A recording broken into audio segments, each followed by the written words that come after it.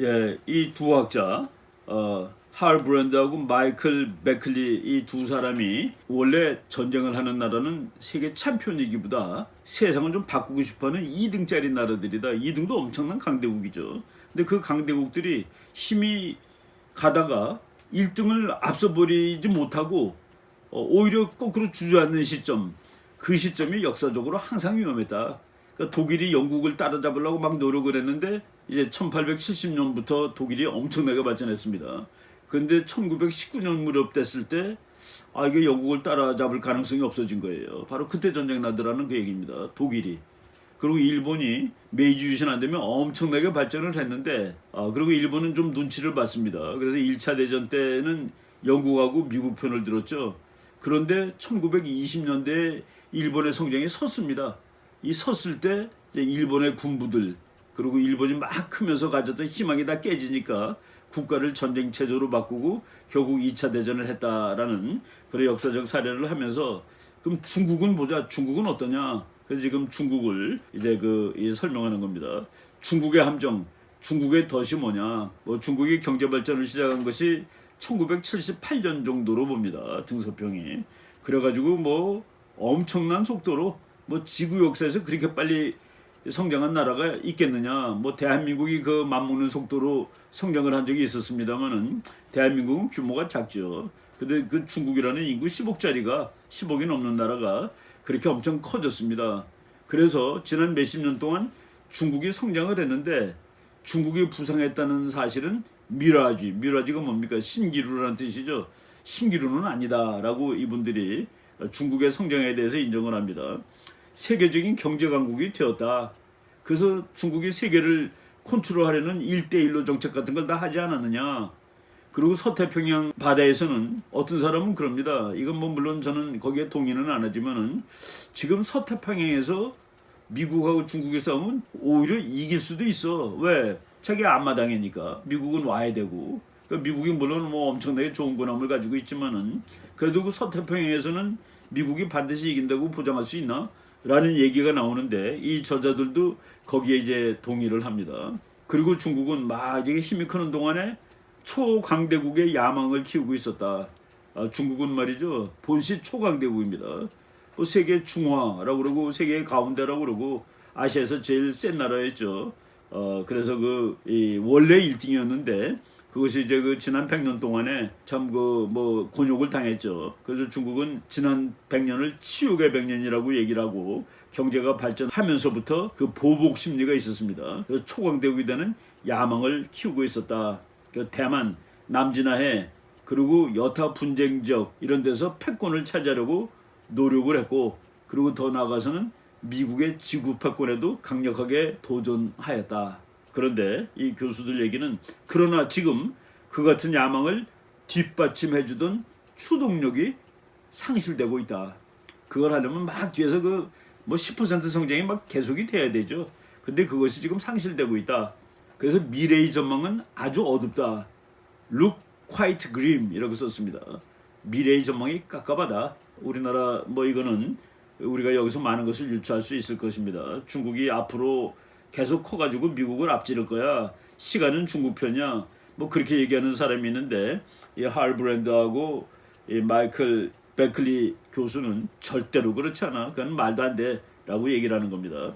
그리고 그냥 주장만 하는 것이 아니라 근거를 다 대는 거예요. 1970년에서부터 2000년 정말 중국이 어마어마하게 빠른 속도로 경제 성장을 하던 그런 30년입니다.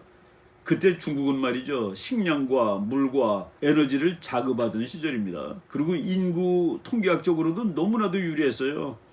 다른 나라들 말이죠. 선진 강대국들 보면은 노인 65세 넘는 사람 1인당 일꾼이 5명이었습니다. 일하는 사람이 많아야지 그 나라가 부자예요. 일하지 않고 부양받는 사람이 많은 나라는 이거 무너집니다.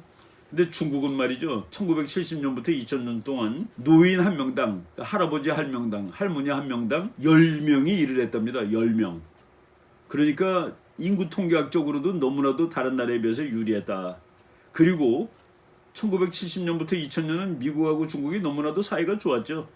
미국과 양호한 관계에 있었기 때문에 중국은 세계 시장에 아주 쉽게 접근하였다. 미국이라는 어마어마한 시장에 중국은 자유롭게 들어가서 물건을 팔았습니다. 그리고 미국의 기술을 중국은 아주 쉽게 뭐 미국이 뭐 눈 감아준 것은 아니지만은 미국의 기술을 아주 쉽게 중국이 이제 습득을 했습니다. 그리고 미국은 중국이 그렇게 밉지가 않았어요. 독재 국가였는데 그래도 많이 풀어주고 자유가 생기고 뭐 국민들이 해외 여행도 막 하고 그 독재 체제가 완화되고 그래서 많은 미국 사람들이 저 중국이 우리 거 다 가져가고 그래도 중국하고 우리는 괜찮아. 왜냐면은 중국 우리 공장이거든. 그리고 저것들이 잘 살게 되면 민주주의가 되니까 영국 같은 나라가 될 거야. 걱정할 거 하나도 없어. 라고 생각을 했는데 그것은 아닌 거로 나타났죠. 그런데 2000년대 말엽, 그러니까 한 2008년, 9년, 10년 그 무렵부터 1970년에서부터 2000년 사이의 일이 다 이제 없어지기 시작하는 겁니다.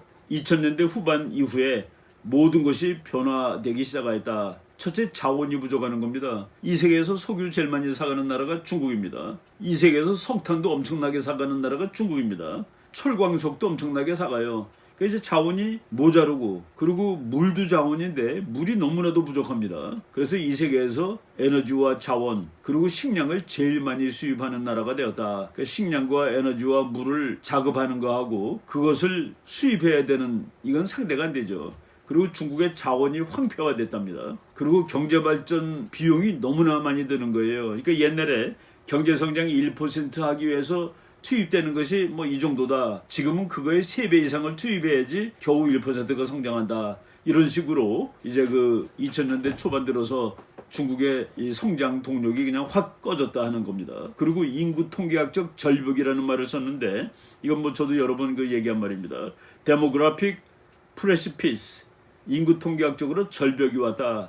지금 2021년이죠. 2020년부터 2050년 앞으로 30년 동안에 중국의 노동인구가 2억이 줄어든답니다. 노동인구는 뭐 15살부터 59세 뭐 그 정도 이렇게 쳐요. 그러니까 그 인구가 2억이 줄어드는데 노인 인구가 2억이 늘어난대요. 아까 노인 한 사람당 중국 노동자 10명이라고 그랬죠. 이제 그런 이 훌륭한 양호한 인구 통계는 끝났다는 얘기입니다. 그래서 이 저자들이 이런 인구 통계학이 가지고 올 재정 및 경제적인 충격은 devastating. devastating은 뭡니까? 뭐 그냥 박살난다 그런 뜻이죠. 이렇게 중국을 어렵게 만들 것이다. 그리고 중국의 의료 및 사회보장 비용이 앞으로 2050년이 되면은 지금보다 3배로 늘어날 거고 GDP의 30% 정도를 그 노인들 뭐 복지비용, 치료비용 이런 거로 들어가야 될 거다. 그리고 또 시진핑 정권 아래서 엄청나게 독재라고 하고 있습니다. 지금 모택동 다음으로 독재자가 시진핑이라면요. 그게 거꾸로 가야 되는 거 아닙니까? 거꾸로 가야 되는데 독재를 하다 보니까 경제발전의 모든 엔진들이 다 꺼지는 거예요. 중앙집권화는 경제 번영을 파탄낸다. 근데 지금 경제 독재를 하지 않을 수 없는 것이 이제 중국의 딜레마입니다. 자유를 주면 나라가 쪼개져요, 중국은. 그러니까 그 정책에서 말하는 적정 규모보다 훨씬 큰 나라입니다. 그래서 자유를 주면은 위구르 독립하지 않겠습니까? 그리고 저 티베트 독립하지 않겠어요? 만주 독립하고 홍콩 독립해 보세요. 중국 대만 못 갖고 가죠. 중국이 민주주의가 되면은 바로 이런 것들 때문에 이러지도 저러지도 못하는 그런 상황입니다. 그런데 아직도 국영기업이 많아요. 그 국영기업은 대부분 좀비입니다. 그거는 돈 주면은 살고 자기 능력으로 돈을 안 벌어요. 그런데 사기업은 돈을 잘 버는데 사기업한테는 자본이 없습니다. 그리고 경제발전 수치를 중국이 속이고 있고 왜? 독재국가니까 속여야 되죠. 너 이거밖에 경제성장 못해서 그러면 벌 받으니까. 이런 나라는 이노베이션이 되지 않습니다. 여러분 미국 연구소의 박사들은 말이죠. 연구가 막 실패해요. 그래서 1년 동안에 연구계획 세웠는데 실패해가지고 쩔쩔매고 그런데 중국은 실패하는 연구가 없습니다. 이게 가짜지 그러니까. 바로 이노베이션이 독재국가에서는 되질 않습니다. 독재에 의해 초래되는 경제적 손실 이건 뭐 엄청난데 그런 손실이 나타나기 시작한 지 이미 10년 이상 되었다라는 말을 합니다. 그러니까 시진핑 이후에 중국이 뭐 엄청나게 망가지고 있는 것이죠. 경제 성장률을 말이죠. 정교하게 분석을 해보면은 진정한 경제 성장률은 현재 1년에 2%랍니다. 그러면 끝난 거죠. 1년에 2%면은 2007년에 14% 경제 성장을 한 적이 있습니다. 그리고 2019년에 6%라고 중국이 발표했습니다. 그런데 이 교수들은 2019년에 제대로 조사해보면 2%가 맞을 거다. 그러니까 대한민국보다도 못한 거예요. 대한민국은 국민소득 3만 불이 넘는 나라입니다. 중국은 국민소득이 1만 불이 안 되는 나라예요. 규모는 크니까 등치는 크지만은. 그런데 중국의 빚이 얼마나 늘어나느냐. 2008년에서 2019년 사이 그 11년 정도에 빚이 8배가 늘었답니다. 그러니까 중국 GDP의 300%가 빚이래요. 이거 어떻게 갖겠습니까? 그리고 점차 악화되는 국제 환경.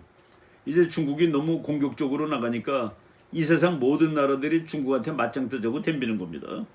그리고 작년에 코비드 때문에 경제 발전 안 됐죠.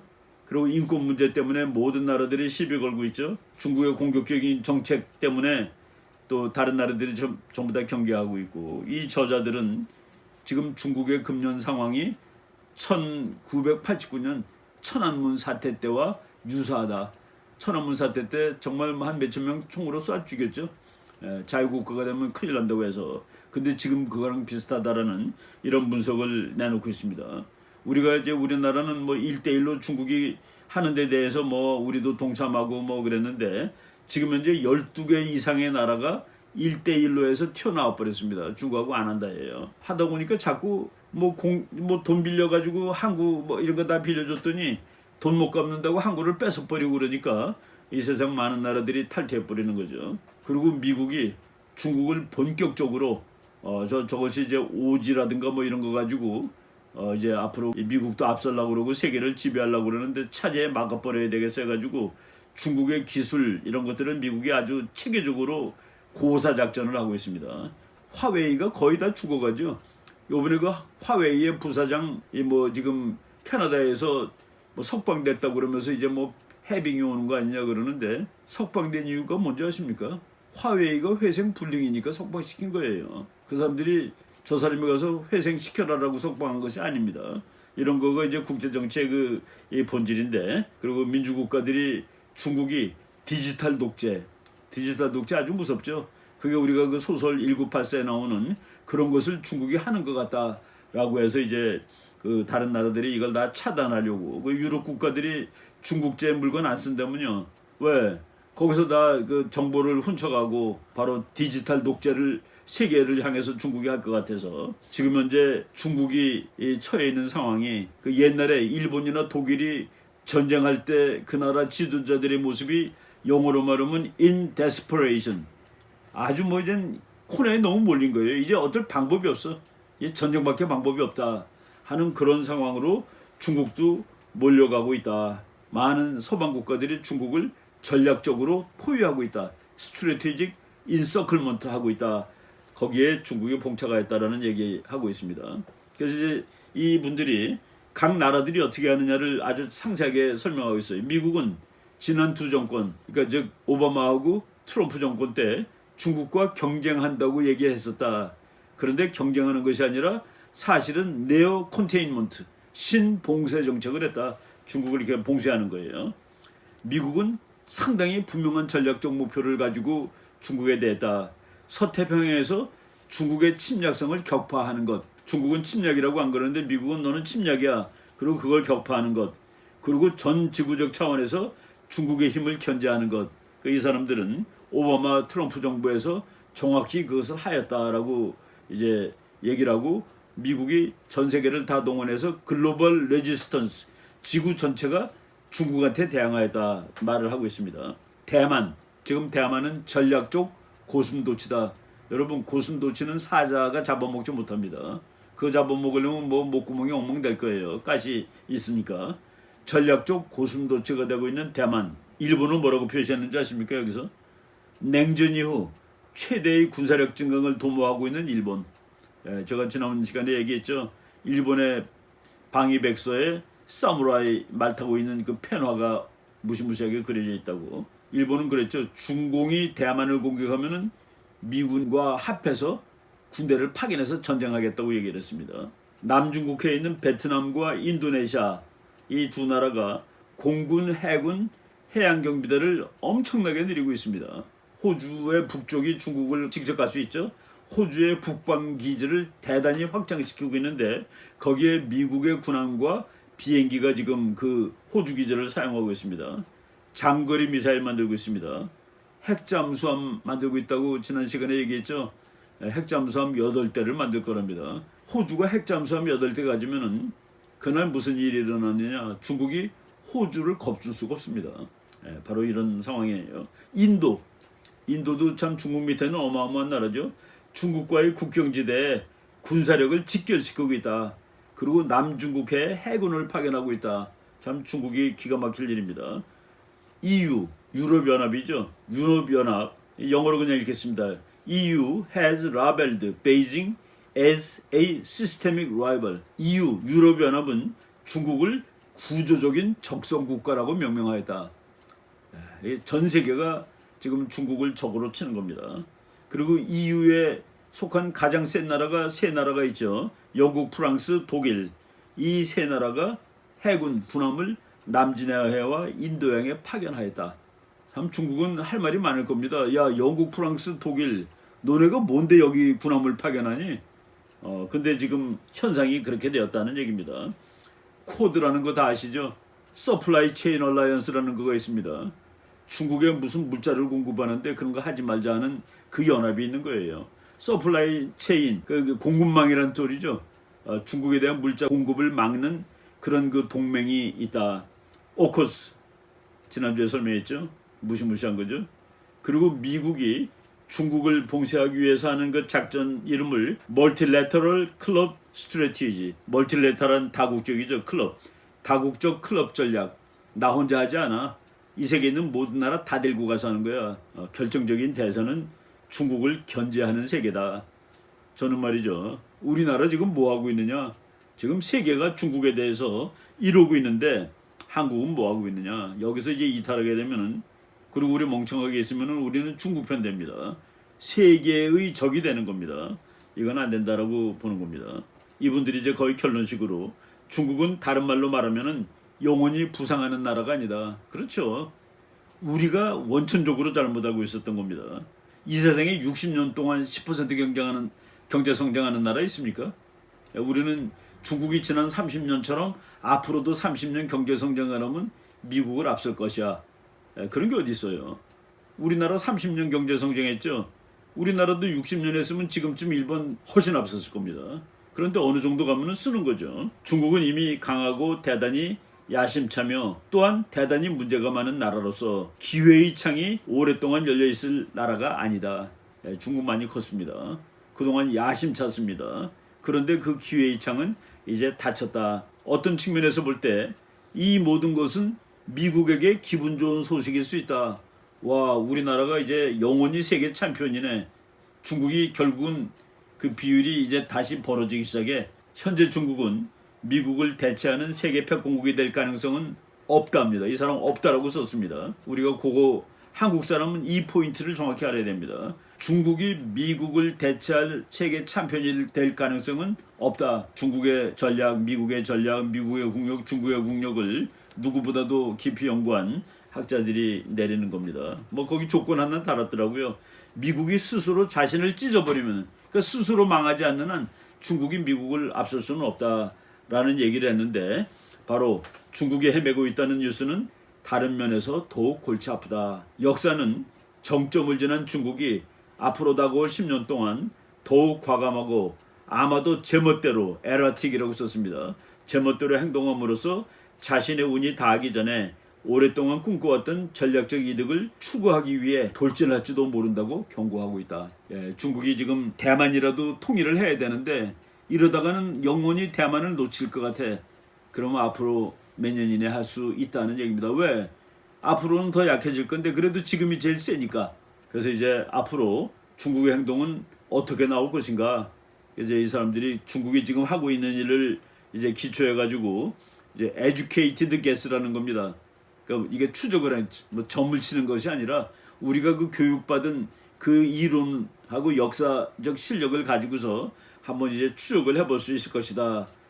중국은 핵심 기술, 그러니까 인공지능, 뭐 퀀텀 컴퓨팅, 5G 통신 이런 것들을 가지고 세계를 지배하고 싶을 것이다. 이를 통해 그 중국 국민들을 자기 공산당의 의지대로 통제를 하고, 그리고 디지털 오소리타리아니즘으로 중국을 통제하고 세계를 통제할 거다.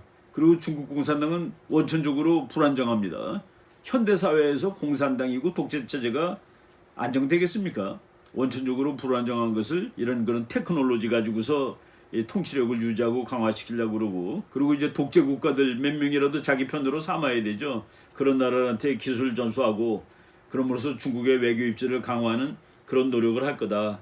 그리고 제일 중요한 문제가 대만을 중국이 지금 아니면은 대만을 영원히 중국으로 통일하지 못할 것 같아 라고 점점 다급히 생각하고 있다는 얘기입니다. 그리고 그 수단은 군사력밖에 없어. 그래서 이 사람들은 그것이 가장 중요한 문제다. 그리고 일본, 필리핀 이런 데 대해서도 공세적으로 나오겠지만은 제일 중요한 것은 중국이 대만 문제를 이제 영원히 해결하지 못하는 것보단 지금이라도 해야 될 것이라고 생각하고 앞으로 몇 년 이내에 대만에서 불장난을 할 가능성이 있다라고 이제 예상을 하는 겁니다. 그래서 미국이 대만에 대해서 상당한 그 안보 보장을 해주지 않으면은 전쟁이 일어날 확률이 있다. 그리고 그 확률은 결코 우리가 생각하는 것처럼 낮지가 않다라는 그런 논문을 쓰고 있습니다. 이 사람들은 이제 Welcome to Geopolitics in the Age of Peking China.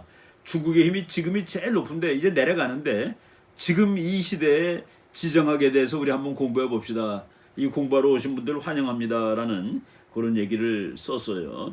그래서 미국이 이제 어떻게 대응해야 되느냐, 장기적인 포석도 해야 되고, 뭐 중국이 무너진다 하더라도 그 나라는 뭐 그래도 많이 컸기 때문에 이제 세계 1등이 안 된다는 소리지 뭐 어느 날 갑자기 약소국이 된다는 소리가 아니에요. 과거에 일본, 독일 한참 크다가 주춤할 때 전쟁 일으켰는데 중국도 그럴 수 있다. 그래서 이 사람들이 이제 미국 사람들한테 이제 버클럽 하세요. 버클럽이 뭡니까? 안전띠 매세요. 우리 뭐 자동차 안전하게 안전띠 매죠. 비행기 흔들거리면 안전띠 매라고 이제 또 기장이 얘기하죠. 안전띠 맵시다.